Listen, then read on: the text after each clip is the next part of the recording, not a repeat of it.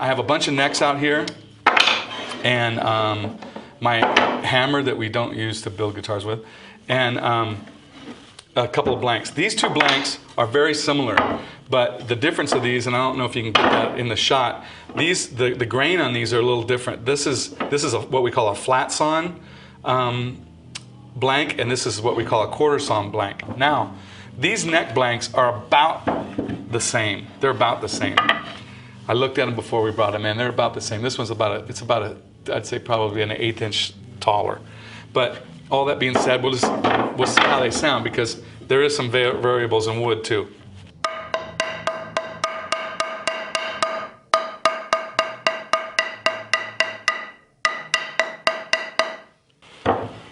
Clearly has a note there. Let me hit this one.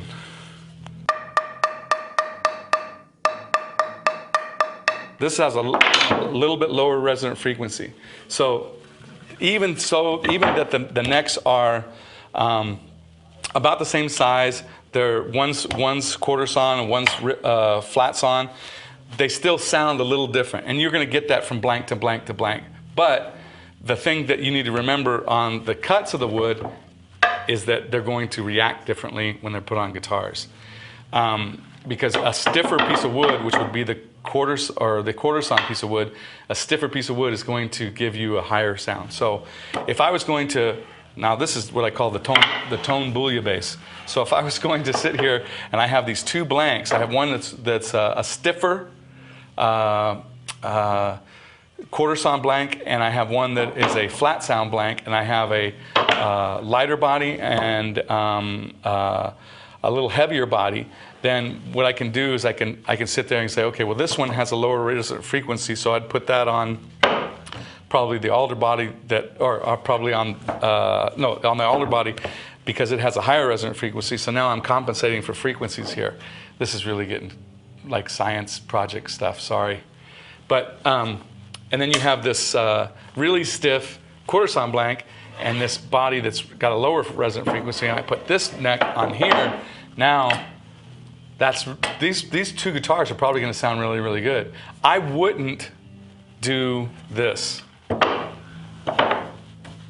Just personally, I wouldn't do that, because I know that this guitar is going to ring differently because of that flat sawn blank, and this guitar's, you know, it's going to be real bright, and I don't really want to do that. So that's how I would build those two guitars. Now, the thing is once you start, that's not a neck.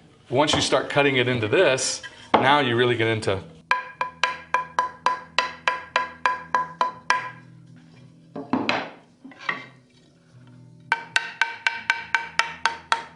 different necks. This has a lower resonant frequency than this one. This is a quarter sawn, has a bigger peg on it, more mass in here. It hasn't been shaped yet either, so it's a little different. This has a rosewood fingerboard on it, and it's a flat lamb. A round lamb would be a little bit brighter. So now here's a telly neck, big U shape on it.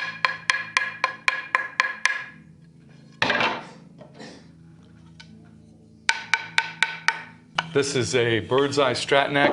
There's a telly neck. More mass on this, so it's going to be a little bit more higher resonant frequency.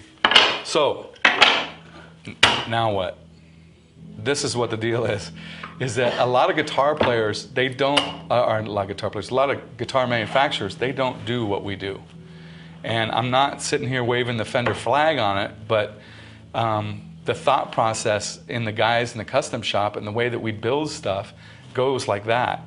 So when we go to build a guitar for you, or if like for example, this was a good example of how I would do a limited edition. I would sit down and say, I want to do a nice, 50 Strat, with some hand wound pickups in it, and nice faded two-tone sunburst on it. It'd be a great guitar. But I would look at the neck, and I would sit back knowing how that works.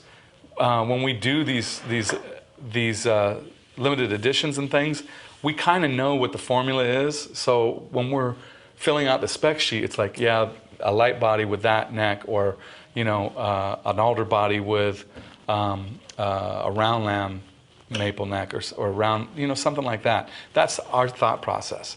And like I said, a lot of guitar manufacturers don't do that. And in the custom shop, it's kind of an obsession for us. I think you can probably see that and understand that from this video. And hopefully, you guys can kind of think about things, because when people say, oh, the light guitars are better, it's not really true. The light guitars are different. They sound different. And it depends on what neck's on it. And all the stuff I just did and talked about, we haven't even talked about pickups yet. We haven't talked about hardware yet. We haven't talked about pick guard material. We haven't talked about any of that stuff. So the key takeaway from this video, I'm hoping that you guys get, is that nothing's better, everything's different. And that's really what I think we've talked about a lot in the custom shop, because we've seen so many instruments come through, and artists rarely come in here and say, I want a light guitar. They really don't care too much about the weight of the guitar.